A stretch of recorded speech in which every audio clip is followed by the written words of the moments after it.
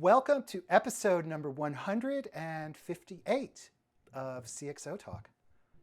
I'm Michael Krigsman, and I am thrilled to be here today with Tien Tzuo, who is the CEO of one of the most interesting software as a service companies that it's out there today, Zuora. Tien, how are you? Good, Michael. Good. I'm doing well. I've been waiting for 158 episodes to get on the show. It's great to be on now. Well, it's we're a little bit overdue, but better late than never. And I'm so Great to be here. grateful. I'm so grateful that you took the time today to join us. Good. Glad to be here. So, Tien, let's start. Tell us about Zuora. Tell us what do you guys do? What do you sell? Who's your market? Tell us about Zuora. Yeah, so we're a software as a service company. So think of us in a very similar way to a Salesforce or a NetSuite or a Workday. I know a lot of these companies have been on your show before. What we do specifically is we provide a commerce, billing, and finance tools for companies that sell their stuff as a service versus a product. And what we're seeing today is that people don't want to buy products anymore, right? Why buy a DVD if you can get any movie and any TV show you want with services like Netflix or HBO now, right? Why buy a car if you can get from point to point B, point A to point B, in services like Uber and Lyft or services like Zipcar? Why even buy software applications, right? Why buy the software on a CD and deal with the headaches of hardware and databases and upgrades when you can simply point your browser or your phone at a salesforce.com or a Google and be able to do all the work that you're supposed to do? And so what we're seeing is companies are realizing this, and they're starting to go beyond the product and rethink what they do as a service offering for their customers.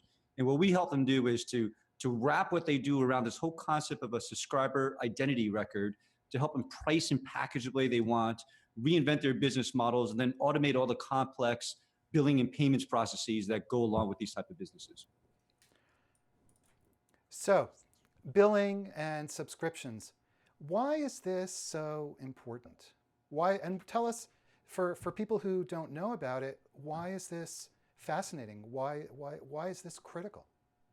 Well, it really starts with you and I as individuals, right? And we take a lot of stuff for granted, but when we pause and think about it, we're changing as customers. Our expectations are changing, right? Every day that passes and we don't have to buy products and deal with product ownership. And when you talk about Uber, if I need to get somewhere, I no longer have to think about, well, where's my car?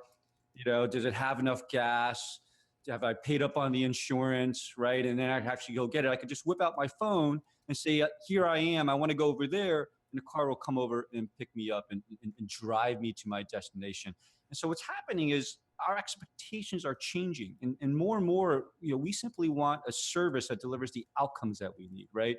We want that service to be customized to our specific preferences. When I walk into that Uber car, I want my Spotify playlist playing on that Uber. When I log into a salesforce.com, I expect my business policies, my processes, business processes. And then more importantly, we expect these services to get better and better, right? And so once you're used to salesforce.com and the thing upgrades itself, the applications on your phones upgrade themselves, my TV upgrades themselves, and even the Teslas now, they're all connected to the internet. Cars are updating themselves. And now when we go use a product that doesn't change, that's not focused, it feels weird. And so there's a big transformation that's going on in all our lives where more and more of our needs are being offered by services, right? Now that's hard for companies to do. And where we come in is we really will help companies transform the industry, transform their companies, launch new innovations. And that's why it's really exciting. Tien, we hear a lot about companies shifting from offering products to offering services, as you were just describing. What are some of the challenges that companies face when they want to make that transition? It kind of sounds good on paper. Oh, we're going to offer what we do as a service. But I think for many companies who are not necessarily on the technology leading edge of Silicon Valley, they're not sure what that even means or how to go about it. So any thoughts on that topic, that transition? Yeah. Well, this, people think, well, how different is this, right? I used to sell a product and I would sell it for $100. And now I'm going to sell the same product and, I'm collecting $10 a month instead of $100 for the one-time sale. That's not really what it's about, right? This is a really profound change. I mean, let's start with pricing. Most of our customers want to have a conversation about pricing. Why is that? Well, pricing in the old world was simple, right? You've got a product that say it's a pen, it's a laptop, it's a car. You know how much it costs you to make that. Maybe it's cost you $5 to actually produce that product. Now I think I'll sell it for $15, right, on a per unit basis. And that gives me enough money to pay my channel, pay my salespeople, pay my resellers, pay my retailer, wherever, however I happen to sell it. Now you flip and you talk about a service. Well, how do I price a service? Right? What is the value that a customer is getting from it? Do I price it per gigabyte? Do I price it per user? Do I price it per day? Do I price it per month? Do I ask them to simply pay me every day? Do I ask me to pay me a month up front? Right? It's really, really complex of how you express value. And oh, by the way, it changes because different customers might perceive value in different ways. This customer will pay you 30 cents a gigabyte and this customer will pay you 60 cents a gigabyte, but they will have a whole different expectation of the service that they want. And so pricing and packaging becomes very, very different. Salespeople, right? In the old world, when you sell a product, you train your salespeople to say, well, here's the widget, here's all the features of the widget, here's how you kind of communicate to it, and go talk about the benefits of this widget. Now we're in this customer service, service orientation. Well, where are you as a customer? What are your outcomes that you're trying to achieve? What are you trying to achieve as a business? And then I'll bring the services to bear that will help you accomplish that. And so salespeople become more solution oriented, more customer oriented versus simply pushing a product. I can go on, but every part of a company has to change when you reinvent yourself to sell products versus services. And that's what we're seeing happening in the marketplace. So elaborate, if you would, on this notion that when a company shifts from selling a product to a service, it drives greater alignment between what the customer expects and what the company is offering. So look at it from a customer-centric point of view and maybe talk about it that way, please. That's a great question. I mean, a lot of people think about this and they say, well, I used to sell a product and I would sell it one time and now I'm simply trying to sell a service, but that's not the profound change. The profound change is to invert your whole business and start with the customer. And so we talk about relationships and we talk about the economy, the new economy going forward, really being a relationship-centric economy. And that's what it used to be like, right? It used to be that you were a butcher, you're a baker, you're a blacksmith, right? The neighborhood customer comes to you, you know who they are, you have a relationship with them, you feel like you have an obligation or responsibility to provide good service because it's somebody you know. About 100 years ago, that started breaking down, right? With industrialization, with assembly lines, mass production, with folks like Henry Ford coming out saying, hey, you can have any color that you want as long as it's black, because my goal is to sell as many cars as I can. And oftentimes companies wouldn't even know who the customer was, right? I give it to a distributor, I give it to a retailer, and they sell it. So all I know is I sold this many units of my product, but I have no idea who my customers are. This is all changing. It started changing with the internet. It started changing with companies putting in CRM applications, right, from services like Salesforce. And now you know who your customers are. You can actually see what your customers are doing, right? How often are they using your software? How often they're using your writing service? How many movies are they watching? How often are they purchasing? You look at Amazon versus Walmart as an example. And you say, well, what's the difference between Amazon and a Walmart? And most people say, well, Amazon is an e-commerce store and Walmart is a bricks and mortars retailer. And that's not really it. I mean, you see that Amazon's launching physical bookstores, right, over there in Seattle, and Walmart does a lot of business online. The big difference is Amazon starts with the customer. Every transaction is brought back to the customer. You can log into Amazon and you can see every single purchase you've ever done on Amazon, right? Including the first one. For me, I logged in the other day. It happened to be a book. It happened to be Crossing the Chasm. I bought it in '97 on Amazon, right? But everything I bought on Amazon is all there. So you can see it's all shaped, it's all wrapped around the customer. When you look at Walmart, 100 million people walk into Walmart here in the US every 2 to 3 weeks. I mean, that's like a third of the US population walks into a Walmart every 2 to 3 weeks and buy something. But Walmart doesn't know who they are. They're completely anonymous, right? They pick stuff off the shelves, they swipe the credit card, they walk out. And so Walmart is not building a relationship driven business. Well, you see that Amazon is. And that's why Amazon can go into so many areas, right? They know about you. They can sell you groceries. They can sell you newspapers. They can sell you songs. They can sell you videos, right? Because they're wrapping their lives around who you are and delivering service to you as a individual, as a customer. And that's why it's so exciting. And so this whole return to vendors knowing who their customers are, knowing the relationship, why is that inspiring? Because as a customer, I want to know that there's somebody on the other side that cares about me, right? I want to know that there's somebody on the other side that's watching my behavior, understanding my preferences, tuning the service to be better for me, that wants me to become continue to be a customer. And this whole relationship driven business really allows you to do that. Okay, so fundamentally then what you're saying is the subscription relationship between the vendor or the seller, let me put it that, but the seller and the customer, the subscription relationship drives a continuous need for the seller to do what's best for the customer, to continually attract. Yeah, that's that exactly customer. right. You have a lot of software execs and IT execs, right, on your show. This is the transformation if you just sort of scope down and just look at the software industry, right? And I was at Salesforce.com. I was one of the early folks there. I joined in the first few months of the company. And when you look at what we had to do, and most people think, well, what Salesforce really did was reinvent the technology, right? Instead of shipping software on a CD, we reinvented the technology to be delivered over the internet, what people now call cloud computing. And that's certainly true, right? But if you listen to how Salesforce talks, how Mark Benioff talks, how we talked at Salesforce, we said there was a second transformation that was just as profound, which was to change the business model, to change it to a pay-as-you-go business model. And that's when we realized we really cared about our customers. Now, we all came from the software industry and said, in the old world, we sell a CD. We don't really care if the customer is using our software or not. They already paid us.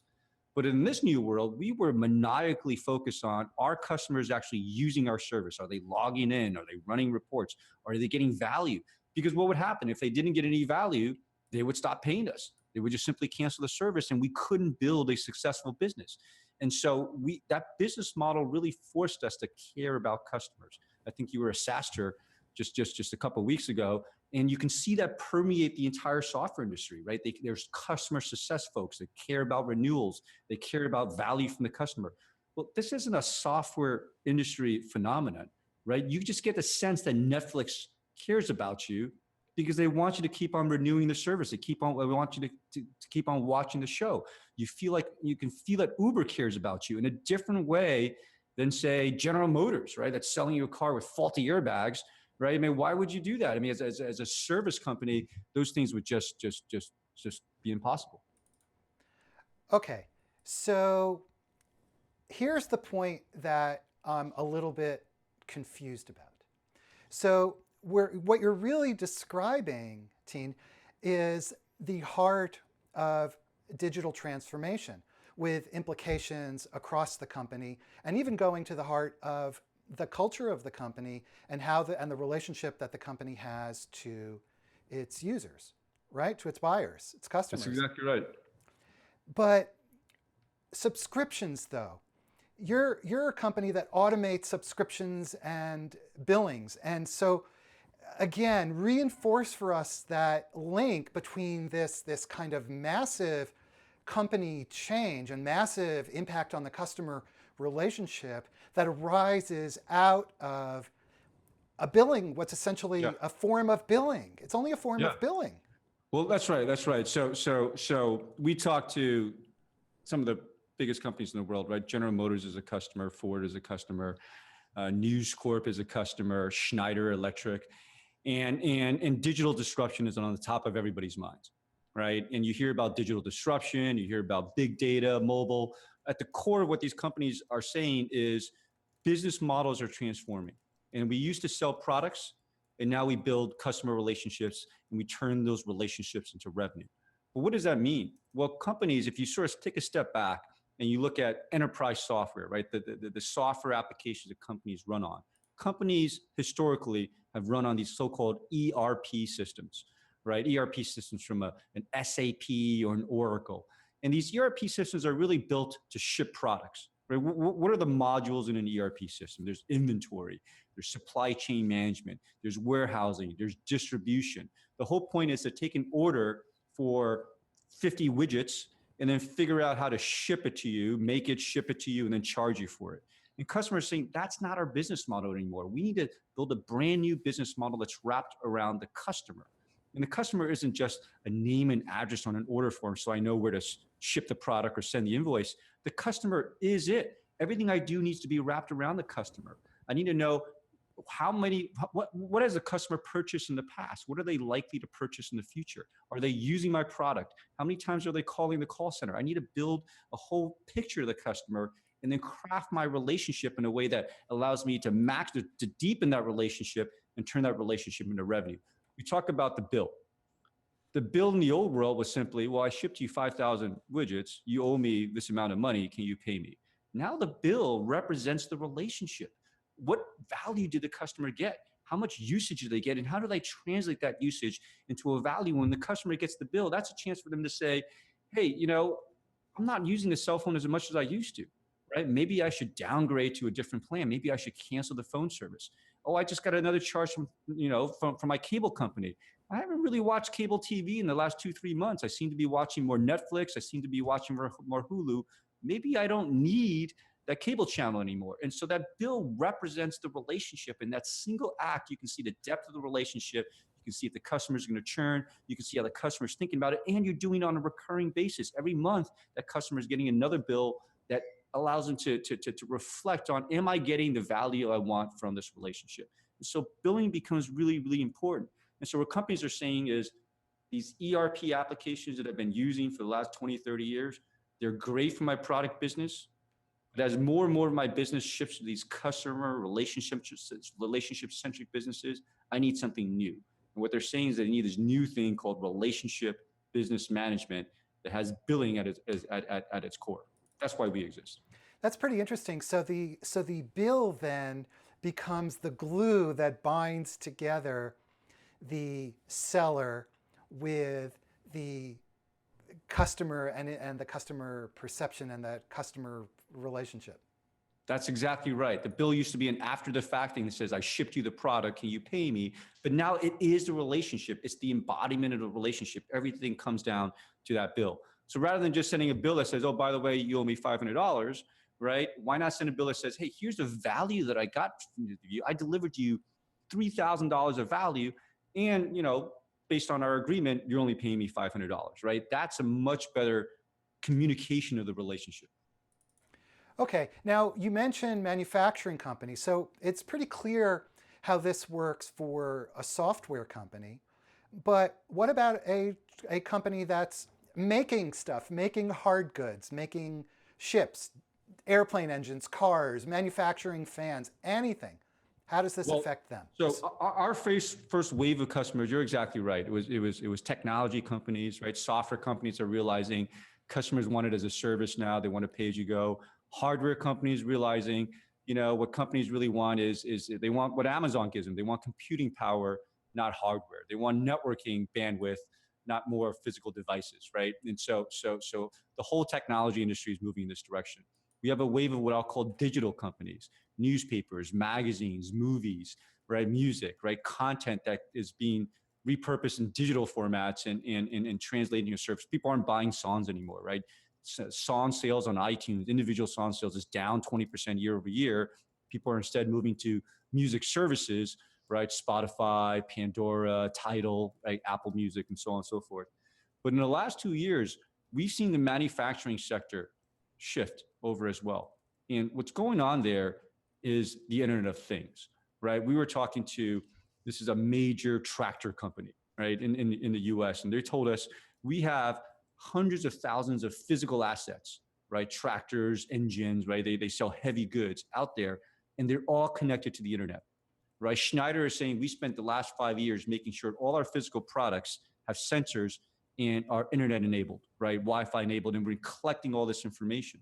wow, now we realize that we're going to continue to sell products, but we can layer on services, outcomes on top of these products that actually deliver more value to the customer. We're becoming services organizations.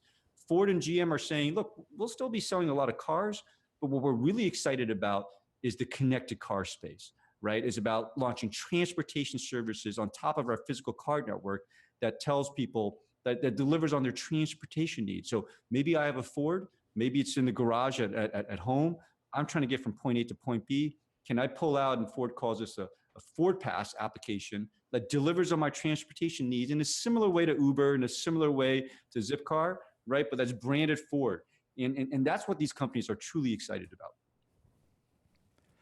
So there's a close link then between the data and capturing data to being able to offer products in the form of a service.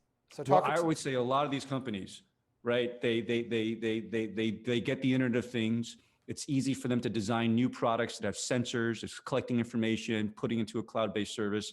And their first reaction is, how do I monetize all these capabilities, right? But the profound change that they go to is, I can reinvent myself as a customer-centric business, right? And so if you look at the Amazon versus Walmart example, right? You're walking around right now with an Amazon ID.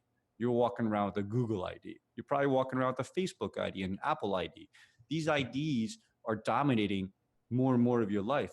You're not walking around with a Walmart ID. You're not walking around with a Toyota ID. You're not walking around with a Nike ID or a Coke ID, right? But if you are, and these things represent parts of your lives, it represents food, it represents entertainment, it represents health, right? These things that can now deliver outcomes and services to you in a much, much more profound way than simply buying a sneaker, buying a can of sugar water, right? Or walking into a store to buy some groceries.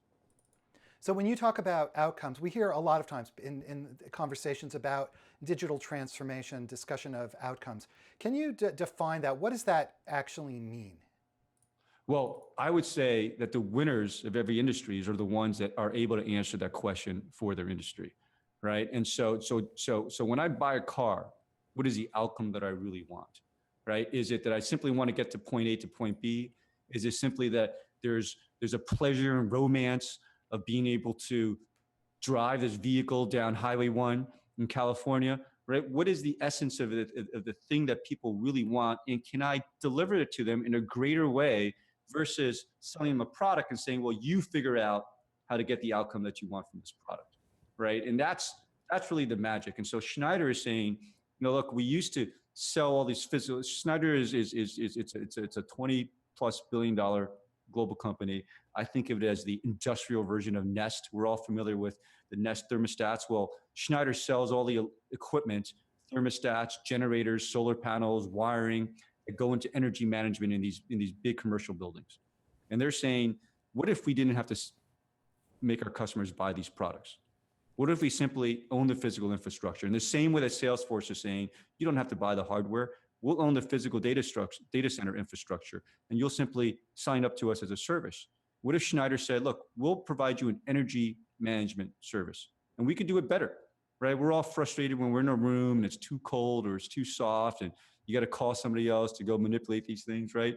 What if Schneider said, we'll put all the sensors in the equipment, we'll give everybody RFID badges, we'll actually know what people's temperature and humidity preferences are. And so there's 10 people in a room, we'll know what is the best temperature setting for the folks in the conference room, and we'll manage all that remotely. And then our price to you will actually be based on how much energy savings we give you, because we could do a better job of it. So it's a win-win situation.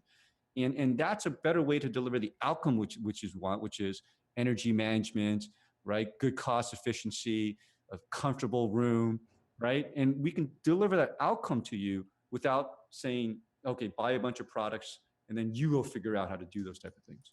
That's what's profound, and that's what's transformational.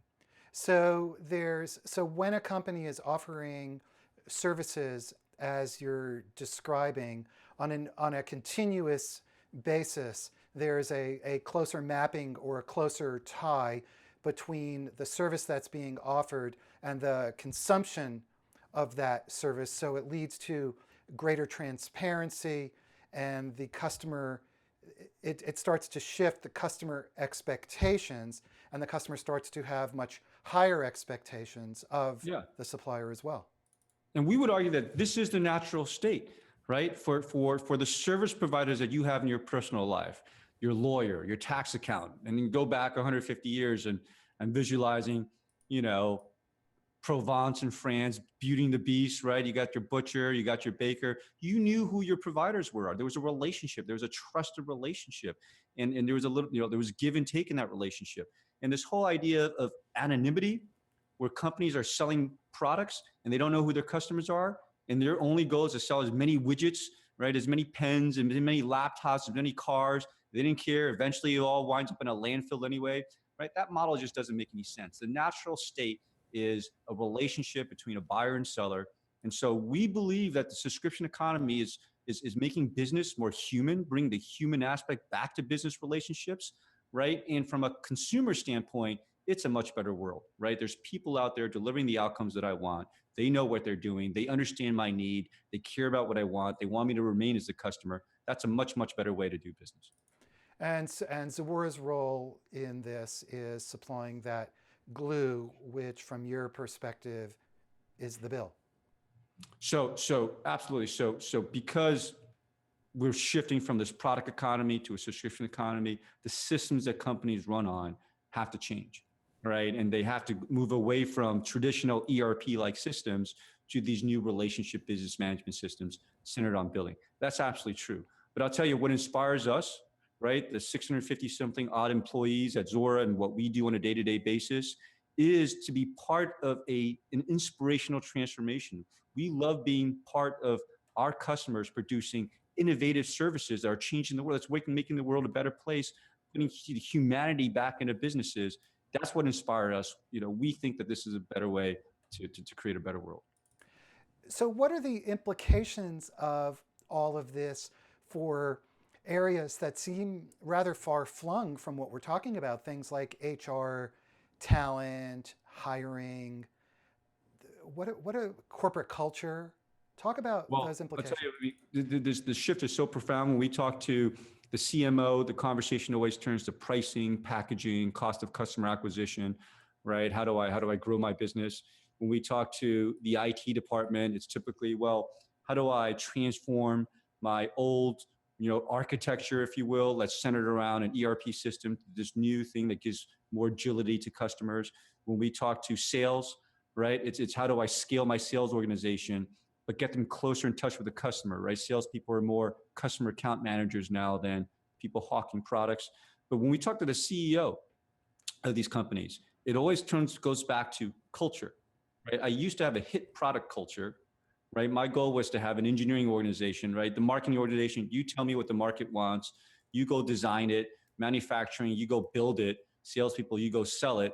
And if it all works, we'll sell 1 million units and we're going to make a lot of money, right? If we don't make our targets, then we wind up losing money. It's more of a hit product culture.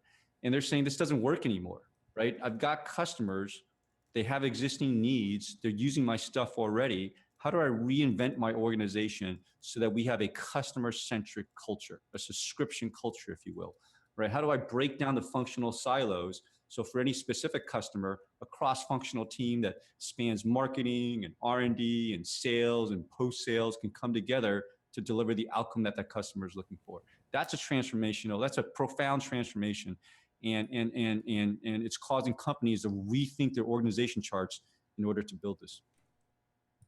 So you're going from, that's really interesting, you're going from a hits culture, which means we come up with a big hit, we do something and we hope that we have another big hit, and we expect to have lots of small hits or non-hits along the way, to an ongoing series of relationships, an ongoing relationship that has right. more of an even keel. Yeah, I mean, you think about Netflix and Hollywood versus Netflix, right? Hollywood tries to create a movie. Maybe they spend $100 million on a movie, and how many tickets can they sell around the world? Now you look at Netflix, and right now, Sundance was a couple weeks ago. And if you read the news, there's like a bidding war going on between Netflix and Amazon on some of the latest content movies that are coming out of Sundance. But how do you think about that as Netflix? Because you don't sell it, right? I'll pay X million dollars to commission the next House of Cards, but I'm not putting it into a movie theater. People aren't buying tickets to go see that show. It kind of goes into the library, right? And my goal is to simply grow my subscriber base from whatever million, 50 million to 60 million, reduce churn, right? Maybe increase the revenues that I'm getting per subscriber, my ARPU, so my average revenue per user, if you will. But how do I think about that? How do I think about that investment? This is a whole new world. And at the end of the day, right, Netflix's revenue model is based on how many customers do they have and how much revenue they get per customer. So how do you think about investment dollars when you're buying content or producing software, right? Creating services. Ultimately, your goal is, how do I create a better service that allows me to attract the biggest number of customers? It's a very different way of thinking. And this is based on data, because once you start instrumenting the billing process, now you can see, you can get a much quicker handle on what's going on with your customers, which part of your service are they using, are they not using, and that gives you greater insight into what your customers want. So maybe talk a little bit about that. Well, that's a great point. So we did our first acquisition in the middle of last year, 2015, and it was a company that was from a technical standpoint, a usage analytics company, right? They would basically say, well, let's set up that subscriber identity record, that customer record. Let's track usage for the customer. Because what our customer said was, look, if I can marry usage information with financial information, that's how I get deep insight into my subscriber base, right? So I'm a video streaming company, and those users, those subscribers that watch X videos per week, they wind up being much more loyal, right? I'm Salesforce.com. These companies that use these type of features are primed for me to go upsell them from my professional edition to my enterprise edition. So the marriage of user behavior, subscriber behavior with historical subscriber financial metrics, right? That's really the magic that I need in order to build these businesses. The newspapers, for example, a year or two ago, they realized, somebody that reads 3 articles on a tablet or an iPhone, right, is a much, much more loyal customer than somebody who reads 3 articles in a browser on their desktop. And the first time you hear it, it's like, well, why would that be? And then you realize, okay, well, the person that's reading on a desktop probably, clicked a link on their Facebook stream, saw an article, wasn't even quite sure which newspaper it was, and then popped right back to what they were doing before, right? Well, the phone or the tablet is an immersive app experience. You're engaging with the brand, right? You're letting the brand curate for you what's going on around the world. And so this insight about subscriber behavior becomes really important. Now you talk about these manufacturing companies, these guys selling medical devices, cars, right, phones, and pens, whatever it happens to be. They can collect all this usage information now, right? They can have all this insight about their customers that they never had before. Their next step is, how do I now take those insights and those relationships and turn that into a recurring revenue model that brings me closer to my customers? That's what's going on around the world. Every single company is going through this. So anytime a company is undertaking a change such as you're describing, and these are really business model changes, so they're big changes, it's difficult, it's challenging. And so what are some of the challenges that companies may face, and how can they address those challenges? Or to put it another way, what are some of the strategies that you suggest that companies can use to do this successfully? So this is a big change. It absolutely is. And a lot of companies come to us and say, well, how do you help us with this change? And so what we do is we let them tap into the community, because this is all new. You think about these folks that, come out of business school, right? But everything you get taught in business school, and I went to business school as well. And it's all anchored on the old way of doing things, right? Invest in the R&D, find a way to build a hit product, sell as many units as you can. Your competitive advantage is based on how many units you sell and the margins you make off that units, right? That's basically, that's business school 101, right? That's the essence of business school. Well, these new business models are very different, and they're new, and there's not a lot of information out there. And in fact, the type of companies that are a little bit further along this thinking are the software as a service companies. Is the whole crowd of SaaS. They've been wrestling with these issues over the last 5-6 years, and those same issues they're wrestling with, General Motors is now wrestling with, Caterpillar is now wrestling with. And so what we do is we bring them into a community which we call subscribed, right? And we hold all these subscribe events around the world. We do these subscribe pop-ups around. I just came from Milan. I'm doing one in Copenhagen or Stockholm in 2-3 weeks. We have these regional subscribe events. We have a subscribe online community, right? It's called the Subscribe Academy. And then we have our annual big subscribe event where we'll bring in a few thousand of these companies here to San Francisco. And what you see is when you bring the community together, is this is the stuff they want to talk about. How do I change my culture? How are you pricing and packaging, right? What are the ideas that I should think about, right? How are you rethinking about your financial metrics, right? What is the right investment level for R&D? What is the right investment level for cost of goods sold? What is the right investment level for sales and marketing? And so we bring these communities together in this, under this subscribe umbrella, and you just see magic happen, right? They share a lot of information with each other, and it all helps them drive more successful businesses. So essentially what you're saying is education is a key part of undertaking digital transformation. Education is a huge part. This is a brave new world that we're all entering. And to the extent that we can all help each other with ideas and create the future, right? That's what's really exciting. And if you were to list 3, 4, 5 bullet points, whatever the number, as the laundry list of key elements that companies need to consider when they're going to undertake a transition from being a product to a service company, what would that list be? Let me give you the first 3 cookie crumbs, right, to follow. We'll throw up a picture, and it really resonates with companies to say, hey, here's the old model. You have a product and you try to feed it through channels. And at the other end of the channel is the buyer, as a customer. The channels could be, maybe you have multiple channels. You have a salesperson channel, you've got a reseller channel, maybe you sell it through your call center, you have an online channel, right? You have a distributor channel, whatever it happens to be. And most companies at a certain size have multiple channels. And your goal is to feed the product to multiple channels. And sometimes you even design the product to be optimized to be fed through that channel. And oftentimes you don't know who the customer is on the other side. That's business today. Well, what you need to shift to is the customer, right? And these established companies, well, you have customers. You have 5,000 customers, 50,000 customers, 5 million customers, but do you know who they are? So start with that, right? Chances are you might have put in Salesforce.com or a CRM application in the last 5-10 years, right? Every company seems to have done that. So you got a starting point where you've got the CRM system that has anybody that's ever purchased something from you, or maybe, companies that you hope will buy something from you in the future, right? Start with that point. Then ask yourself, okay, how do I develop a picture of a customer, right? How much have they purchased from me in the past? And what are they doing with my application, right? If you're a product company, start putting sensors in your product, start collecting that information, but tie all that information back to that customer record, back to that, what we call it a subscriber identity record. And then look at it. And then you have fundamentally 3 questions. Is your growth in the future going to come from acquiring more customers, right? And how are you going to do that, right? And you do that with services. I'm going to go down market. I'm going to go international market. Or is your revenue going to come from increasing the revenues per customer, which means you need to cross-sell, upsell, redefine your bundles, and so on and so forth?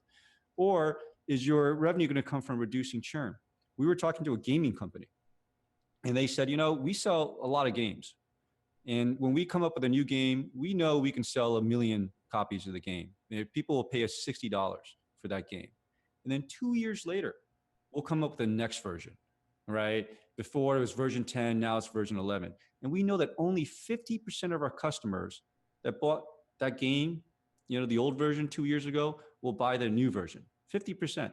And so to a subscription company, that's 50% of your customers churning over 2 years. And then what the CEO said is, if you take that $60 and we take it over time, right? We take it over 2 years, but we're forced to keep the customer engaged, right? They're not playing the game for 2 weeks and they forget about it, right? We're going to keep them engaged. We're going to keep them coming back. We're going to create new versions. We're going to create light versions for their phone, right? Whatever it happens to be. And we keep them engaged with the brand. We know that we can hold on to a lot more than 50% of our customers over that 2-year period. And that's a much healthier business. This is how companies need to think. Start with the customer. How do you hold on to the customers? Don't worry about taking all the revenue up front for a product sale, but how do you get them engaged with you over and over again over a period of time?